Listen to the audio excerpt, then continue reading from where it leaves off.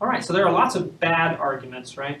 So some of the bad arguments are bad because they contain faulty information, some bad factual evidence in the premises or in the grounds.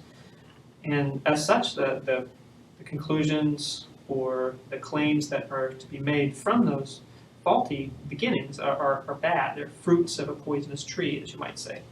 But that's not the way all arguments are. Some bad arguments are bad because their structure is bad, or because the wording is bad, or there's some sense of just general flaw in the reasoning or in the argumentation. And we call those kind of arguments fallacious. Fallacious because they're based on fallacies, which is what we call errors in logic or flaws in reasoning. So there are lots of these fallacies and lots of different fallacious arguments. They've been studied for a very long time. They've been studied since at least the time of the ancient Greeks. And so we just keep adding to our number of fallacies over time that we've identified. There are probably well over 50, probably well over 100, depending on how far you split or lump them together. I won't go into all of them. What I'd rather do is sort of give you a general overview of the categories of fallacies, and then give you some examples of them. And then in the remaining time, we'll look to some real examples in the real world made by real people. So why are we doing this? What's the point? Well, one of the major points is that I want you to be able to identify them, because people are going to tell you lots of things in your life, and you need to be able to evaluate based on the strength of the argument, not on the strength of who's saying it, or not on the strength of what's being said necessarily. Just evaluating exclusively on the strength of the argument, whether that's a good argument or not. Otherwise, it's just salesmanship. It's just advertising. So that's good. I mean, advertising is cool and all, but we want something deeper than that. We want the truth. And truth is bigger than just convincing somebody at the expense of good reasoning. So you have to be able to identify it, but you also have to be able to avoid it in your own life. Because if other people are looking out for fallacies, they're looking to you, and you're going to have to be a good example. So identify and avoid. Two major things you have to worry about when working with fallacies. So lots of different kinds of fallacies, lots of different fallacies, and they're divided up into various ways. I've found that the best way to divide them up is into three major groups. Other people divide it into 5, 7, 11, whatever. I generally divide them in terms of relevance, specifically the relevance of the grounding or the relevance of the premises, ambiguity,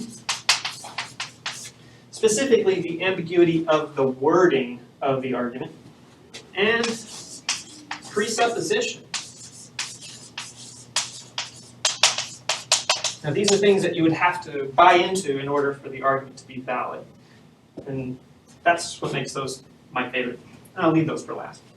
Relevance. We're talking again about things that are sort of brought in as grounding that challenge the relevance of the rest of the argument. So the claim or the conclusion. One of the first ones that most people learn is simply because it appears like higher in the alphabet, is the argumentum ad hominem.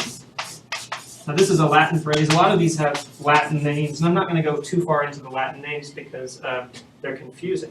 But this means to the person, right? So instead of looking to the argument, we're going to point the finger of focus away from the argument to the person who's making it. And I'm sure you've all heard these before. A good example, someone might say, don't listen to anything Sheila says, she's a jerk. Okay, Sheila very well may be a jerk. I'm not arguing that.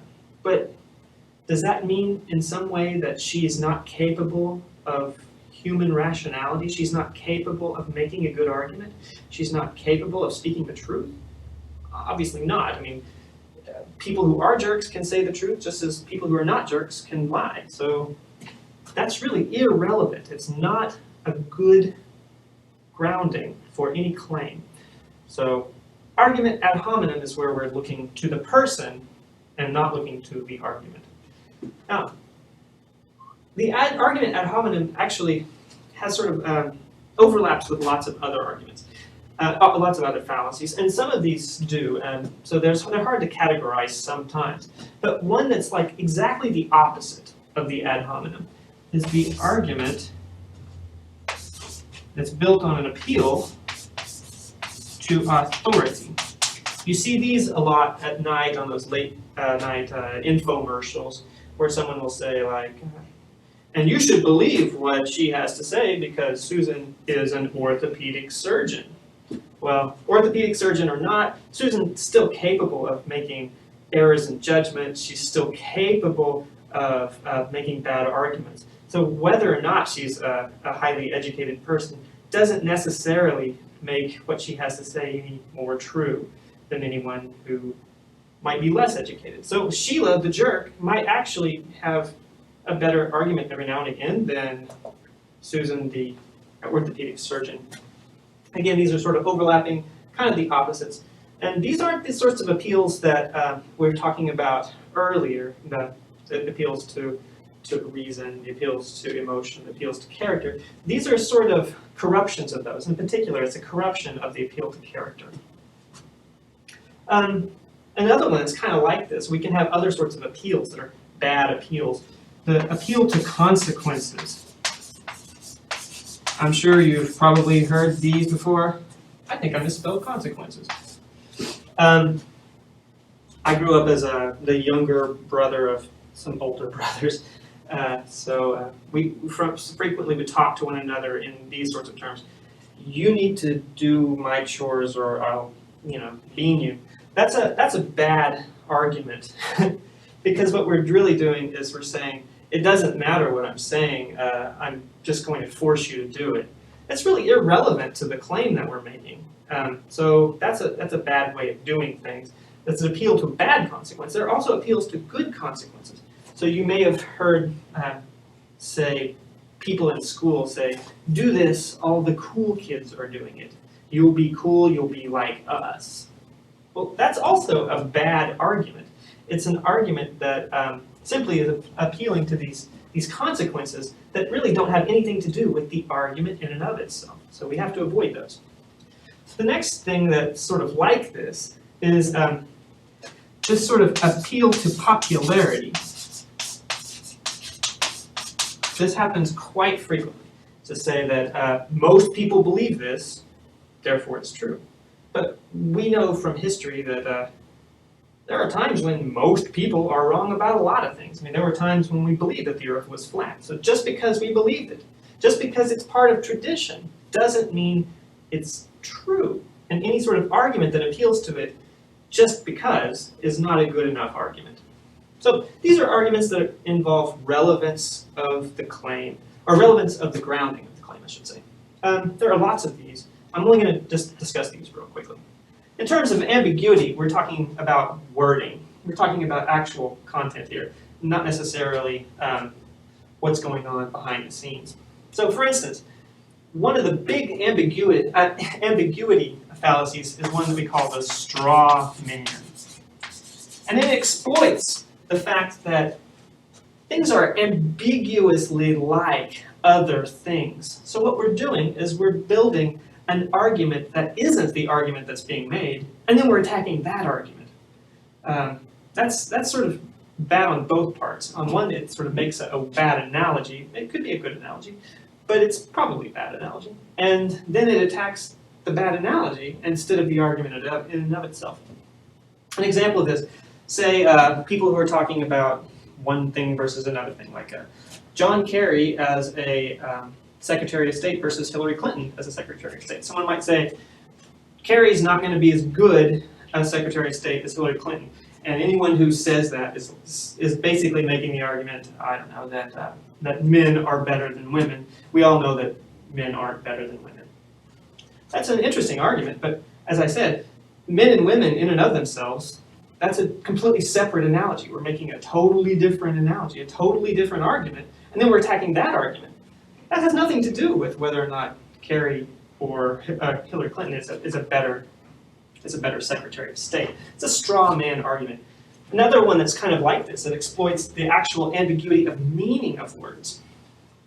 It's sometimes called semantic equivocation. I've heard several different names of it. Some people have called it even the if by whiskey. So for instance, in the Prohibition days, there was a politician who said something like, yeah, I'm against whiskey, if by whiskey you mean that social ill that breaks families apart. But if you're talking about whiskey as the social lubricant that allows us to speak more honestly, I'm all for that. Well, you can't have it both ways. You can't have whiskey as an ill and whiskey as a good. It's ambiguous, and you've exploited that ambiguity. And as such, your argument is no good. Now, these sorts of arguments are slightly different than this argument. These are the fallacies of presupposition, where we're actually asking someone, inviting them to sort of come into the mindset that we're in and just bear with us for a while. And those sorts of presuppositions are bad in many cases. So for a good example of this is the classic circular reasoning. It's also sometimes called begging the question. An example of this, say, you should trust Bill. He is trustworthy. And that's saying something, because Bill says that I'm a really good judge of character. That's a bad argument. Bill says I'm a good judge of character. I vouch for Bill. That's not good. We can't go with that. There's nothing really going beyond what we've already said. We're not extending the argument beyond the grounds. So it's just sort of flopping around. It begs the question, well, who says that Bill really is a trustworthy person outside of the person that Bill's vouching for? Begs the question. Circular reasoning. Another good example of this is the slippery slope. This was used all the time back in the 90s, but you still hear it when it came to like legalization of drugs. I remember hearing it quite a lot back then. A good example of it was people would say, if marijuana is made legal, then the next step is making heroin legal.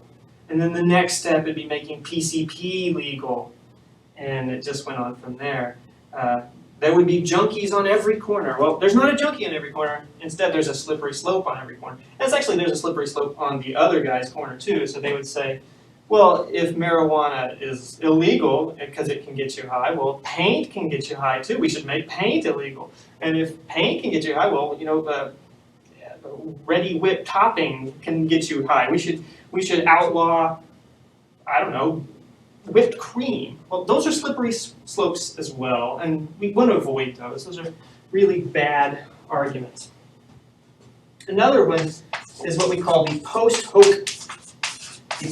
ergo propter hoc, or the after the fact, therefore because of the fact argument. So, my wife told me to wear hunter orange or someone would shoot me. I went hunting and I didn't get shot. That hunter orange really works. Wow, that may be true, but of course it's buying into this assumption that you only got narrowly avoided being shot because of the hunter orange, and obviously that's not the case. It could be that there just weren't people around with guns that day. The last one I'd really like to talk about is the false dichotomy.